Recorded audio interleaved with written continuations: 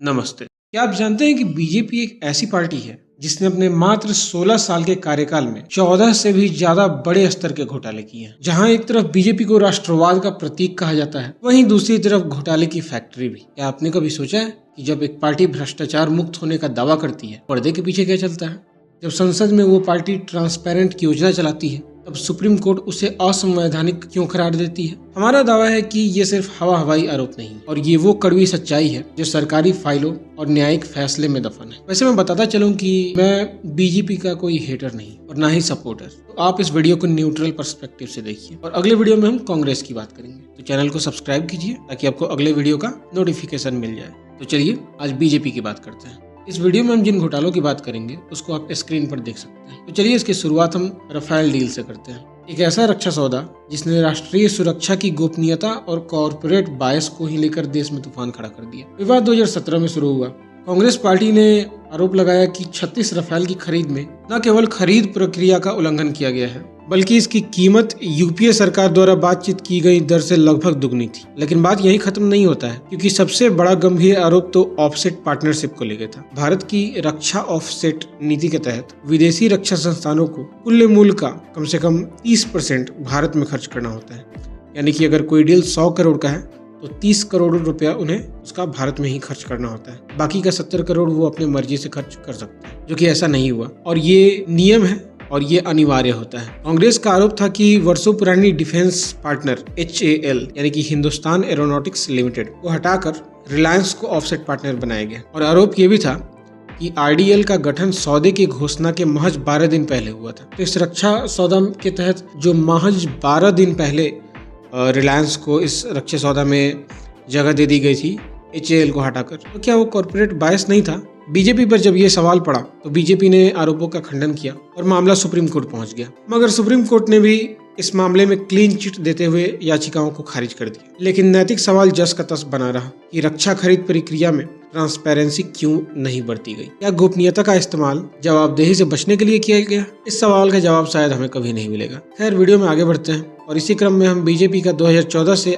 आज तक का सबसे बड़ा स्कैंडल इलेक्टोरल बॉन्ड की बात करेंगे। 2017 में बीजेपी ने एक ऐसी योजना बनाई जिसने भारत में इलेक्शन फंडिंग की पूरी प्रक्रिया को ही सवालों के घेरे में लाकर खड़ा कर दिया। ये योजना यह कहकर लाई गई थी कि ये इलेक्शन फंडिंग में ट्रांसपेरेंसी लाएगी, लेकिन इसके विपरीत इसने फंडिंग कंपनियों और फंड करने वाले लोगों की आइडेंटिटी को ही छुपा दिया। विपक्ष ने शुरू से ही इसे राइट टू इन्फॉर्मेशन यानी कि RTI का उल्लंघन बताया और फंड रेज करने वाला एक काला कानून भी। अंततः 15 फरवरी 2024 को सुप्रीम कोर्ट ऑफ इंडिया ने इस स्कीम को भी अनकॉन्स्टिट्यूशनल यानी कि असंवैधानिक बताया और इस योजना को बंद कर दिया। कोर्ट के अनुसार इलेक्शन फंड की जानकारी वोट देने वालों के लिए एक पॉलिटिकल पार्टी को सिलेक्ट या रिजेक्ट करने के लिए तथा पॉलिटिकल पार्टी के फंड डोनर के बीच के रिलेशन को जानने के लिए मदद करेगी। जब यह डाटा सामने आया तो फंड रेज करने वाली पार्टी में बीजेपी सबसे आगे थी। और क्या आप जानते हैं कि बहुत सारी ऐसी कंपनियां थी बीजेपी को फंड करने वाली जो खुद तो घाटे में थी लेकिन बीजेपी को फंड कर रही थी। ऐसा मानो ब्लैक मनी को वो व्हाइट मनी कर रही हो। अगर बिना पैसे के ये कंपनियां बॉन्ड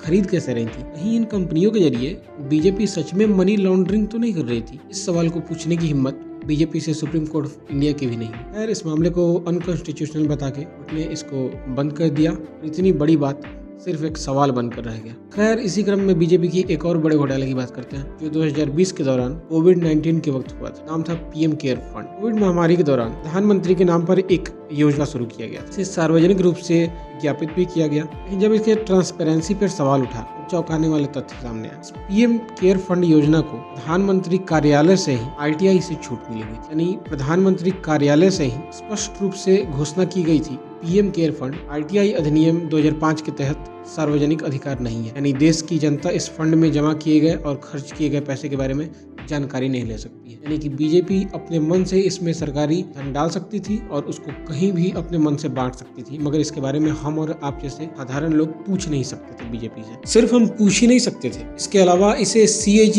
की ऑडिट से भी छूट मिली थी। यानी कि जो सरकारी संस्था है जो कि सरकार के खर्चों का ऑडिट करती है, यानी कि CAG ऑफ इंडिया, ये PM केयर फंड उसके दायरे में भी नहीं आता था। सुप्रीम कोर्ट ने भी फैसला सुनाया कि PM केयर फंड एक चैरिटेबल ट्रस्ट है, इसलिए इसे CAG द्वारा ऑडिट करने की आवश्यकता नहीं है। खैर, यहाँ सबसे बड़ा सवाल ये उठता है कि अगर ये फंड सरकारी नहीं है तो उसमें पैसे कहाँ से आए। आंकड़े बताते हैं कि पीएम केयर फंड का सबसे बड़ा दान पीएसयू कंपनियां कर रही थी, जैसे कि एसबीआई, ओएनजीसी, एनटीपीसी, वहीं जिसमें 50% से ज्यादा सरकार का हिस्सेदारी होता है और 50% से कम जनरल पब्लिक का हिस्सेदारी हो सकता है, उसे बोलते हैं पीएसयू कंपनी। जो 50% हिस्सा उन कंपनियों में सरकार का होता है और जब ये सरकार वहां से पैसे निकाल रही है तो फिर क्या वो पैसा सरकारी नहीं हुआ? क्योंकि एट द एंड वो पैसा आया तो सरकारी कंपनी से ही है, मतलब ऐसे किसी कंपनी से जहाँ पे सरकार की हिस्सेदारी है और सरकार वहाँ पैसे लगाती है और वहाँ से फायदा कमाती भी है। विपक्ष की माने तो पीएम केयर फंड में वैसे ही ट्रांसपेरेंसी नहीं है जैसे कि इलेक्टोरल बॉन्ड स्कीम में नहीं था, जो कि भ्रष्टाचार को दर्शाता है। प्रधानमंत्री के नाम पर पैसे इकट्ठे किए जा रहे हैं,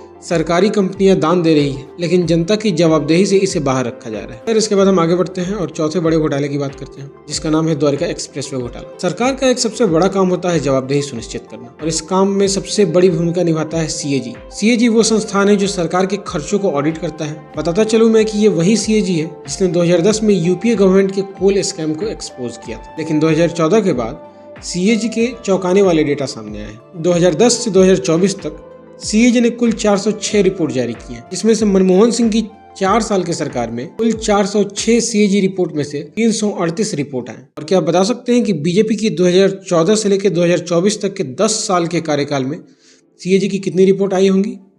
मात्र 68। यहाँ यूपीए सरकार की 4 साल में 338 और बीजेपी की 10 साल के कार्यकाल में मात्र 68 यानी कि 68 सीएजी की रिपोर्ट आए। इस बात से ये साफ पता चलता है कि करप्शन को दबाने के लिए सीएजी की रिपोर्ट को सरकार ने दबाव बनाकर रुकवा दिया है और जिन गिनी चुनी रिपोर्टों को सीएजी ऑफ इंडिया ने जारी किया है उसने पूरे भारत को हिलाकर रख दिया। अब द्वारका एक्सप्रेसवे घोटाले को ही ले लीजिए। यह एक मेगा योजना थी जिसकी प्रति किलोमीटर सिविल निर्माण लागत को कैबिनेट ने 18.20 करोड़ की मंजूरी दी थी, लेकिन सीएजी की रिपोर्ट से ये पता चला कि यह लागत बढ़कर 250 करोड़ से भी ज्यादा हो गई प्रति किलोमीटर। जी हाँ, सही सुना आपने, यह अनुमोदित लागत का लगभग 14 गुना से भी ज्यादा है। इस पर सरकार ने सफाई दिया और एक्सप्रेसवे एलिवेटेड है यह बताकर बात टाल दिया। साथ ही सरकार का यह भी कहना था कि इसमें हम एंट्री और एग्जिट की सुविधा न्यूनतम दे रहे हैं, लेकिन सीएजी ऑफ इंडिया इस जवाब से संतुष्ट नहीं हुई। जब कोई परियोजना का लागत 14 गुना बढ़ जाता है तब यह सिर्फ एक जिम्मेदारी नहीं बल्कि कहीं ज्यादा संस्थागत धांधली की ओर इशारा करता है। बीजेपी एक वॉशिंग मशीन की तरह काम करती है और यह एक राजनीतिक सच्चाई है। जहाँ भ्रष्टाचार के गंभीर आरोप का सामना कर रहे लोग जब बीजेपी के साथ मिलकर काम करते हैं तो उनके खिलाफ सेंट्रल इन्वेस्टिगेटिंग एजेंसीज जैसे कि हमारी ईडी है या फिर आईबी है, उनकी कार्यवाही धीमी पड़ जाती है या रुक जाती है और वो लोग या फिर संस्थान जिसके खिलाफ कार्यवाही चल रही होती है